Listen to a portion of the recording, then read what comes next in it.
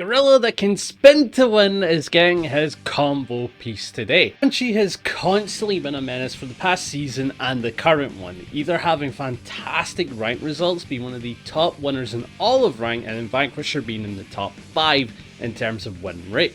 And in online, you'll see Anji pretty often with some of the most killer players from NA, for example Scissors, Macmans, Uigui, you name it.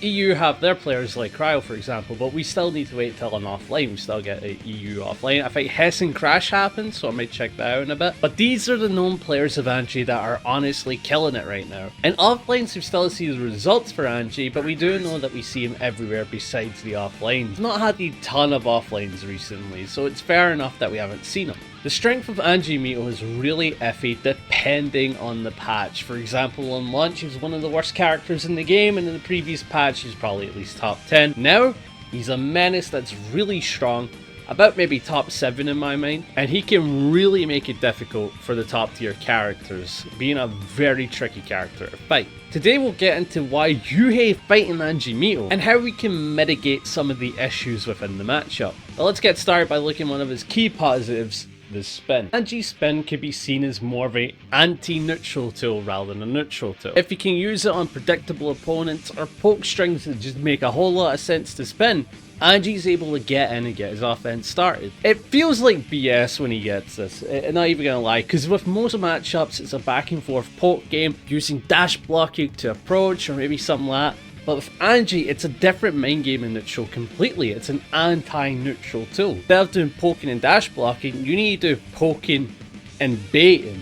It's very difficult to get down. And if Anji spins you, you can get a combo or a knockdown that leads to offense. And this is why Anji is a big pain in the ass to fight. The spin does so much for him to help him win. And if he isn't plus enough to get a combo, he can at least set up some scary RPS scenarios. Scary as hell, but there are some negatives to this that you can go against. For example, it loses to projectile pretty hard, as you'll recover faster than Anji doing the spin. So if he spins something when you did a projectile, use that as an opportunity to outspace him or try and punish him for a follow-up. It also kinda loses to pokes that have really low recovery frames. For example, a 5p. He has to commit to fish if he wants to beat your 5p. And if he committed to fish and it's blocked, well, now it's your turn. So there's a bit of an RPS that you could do it, play around spin even when you've been spun. Another negative to spin is that the damage scaling was hit pretty hard. Now it starts at 60%, so Anji can't delete your health off of a spin play anymore. A little less toxic, however this spin can do so much against you, so be on your toes, keep your eyes out, and make sure to call out with a projectile, a very low committal poke, or just grab it all together. Ooh, Fujin, right? Now Fujin's an interesting one because this is where Anji's mix-up comes into play. Fujin follow-ups are pretty safe for the most part, right? When he does a Fujin low, Fujin empty, it's pretty safe. It's very hard to go for a challenge or a punish depending on your character. If he clips you with the low, you can get a combo into a knockdown. If he clips you with an overhead, it's reset central, we do it again. If he gets the projectile and you block it, it's his turn, do not challenge him. And if he does the hop, then he can do some reset cheeky scenarios, but you want to try tech this or throw it if you can see it on reaction. But the main issue comes up is with charged Fujin or Fujin with meter. Charged Fujin is something you need to challenge. If he does a button into charged Fujin, you need to try and make sure that doesn't happen, because as soon as it happens, now it's Fujin pressure,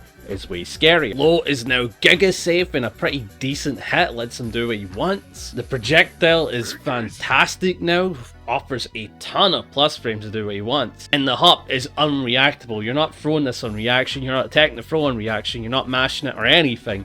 He's getting away with this. And the overhead, now with RC, can give him a combo, so his overhead is terrifying when he has a charged Fujin. Point being, it's very safe, it's very strong, so you need to challenge it so it doesn't happen, and if it does happen, you need to just play well with your meter. YRC will get you out of here, but if you think he's going to go for a bait, maybe hold back on it, but charged Fujin can be really strong in the right hand. One thing that affected Anji pretty heavily is PRC. Anji relies heavily on PRC to do a lot of his mix-ups or call-outs, but because PRC plays have been hit across the board on damage by 60%, it means that you don't have to worry about PRC plays as much as you used to. Again, this was fantastic. Anji would feint the overhead and do a low PRC, ton of damage, Now it's not a ton of damage. And that comes into Fujin, by the way. If he didn't catch you or wanted to catch you off guard, he'd use the PRC to do just that. But now Fujin offense isn't really that damaging, but what is damaging is his stagger game plan. Anji has become a pseudo stagger character as the recent patch, 2 HP plus unblock with a minor approach, and Fujin empties being a really good way to open up the opponent.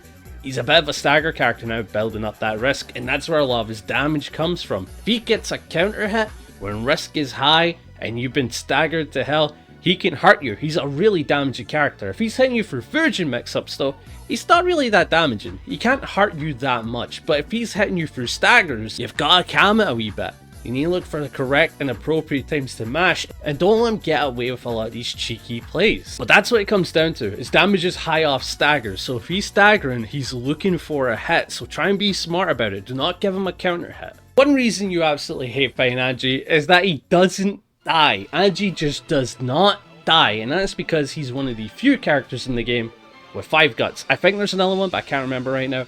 But 5 guts means that when he is at low health, he is probably tankier than Potemkin. He can take damage, he can take hits, and he will survive. Like, don't get me wrong, if you get a combo start before the guts threshold, you can kill him, right? You can kill him, but as soon as that starts to kick in, this character will never die. He's got Japanese guts, one of the hardest to kill, so you need to be on it in terms of big combo damage. Cash out when you can, because as soon as guts kicks in, you're not killing him, and you really have to play Interaction City until he dies. One thing that truly makes him scary is his anti-air game. Ko is a really good starter. Guard Crush lets him do what he wants. It's very damaging, he gets to go crazy, but the main thing that stands out is 6p. 6p is really quick, good hitbox, and a fantastic counter hit starter, allowing Anji to get about 30 or 40% from a 6p counter hit. Not often a character will get that amount of damage off of a 6p counter hit, so it's very strong. Jumping at Anji when he's doing nothing is an incorrect play, because he's looking to throw this out whenever he can. It is that good of a normal. So when you fight Anji, look to jump him when he's doing things, for example Fujin offense, or when he's just doing random spins, aka when he's not standing still or doing Ko, he's looking to anti-air you.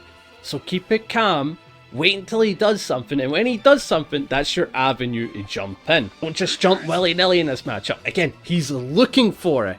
He's looking to anti-air you. One setup that you may hate is the butterfly into the bird. The butterfly into the bird is a very annoying setup depending on your character, because he can outspace a lot of your pokes, meaning you can't hit him to interrupt it, and it lets him do whatever set play he wants, for example charged Fujin being the key example. It's good at building up mirror, and it's good for building up pressure. How do you deal with it? Long range pokes aren't a bad idea. However, if he has set this up for Oki, it's best to respect it, if I'm honest. If he's doing it in neutral, challenge him. This is a slow as hell startup. You can challenge it with a 2D or a 2S, something like that, very long reaching. He doesn't get this for free. This is not a free thing he can throw out there. But if he's doing it for a knockdown, you gotta respect it. Play it cool. You can maybe mash in between the gap for when the bird goes up, but it's tricky. It's not easy to do. I wouldn't recommend doing it if you're not comfortable with it. Anji is certainly a menace this patch, and it's important to understand ways to counterplay him and to deal with him, because he is scary. He is scary without a doubt. So I hope this video explain why Anji is strong this patch and how you can counter him this patch. If you enjoyed, be sure to like, hype, sub, and tell me what you think. Do you think Anji's that strong of a character, or is there any counterplay that I missed out on that will help you? Be it from me, and I'll catch you in the next one. See ya!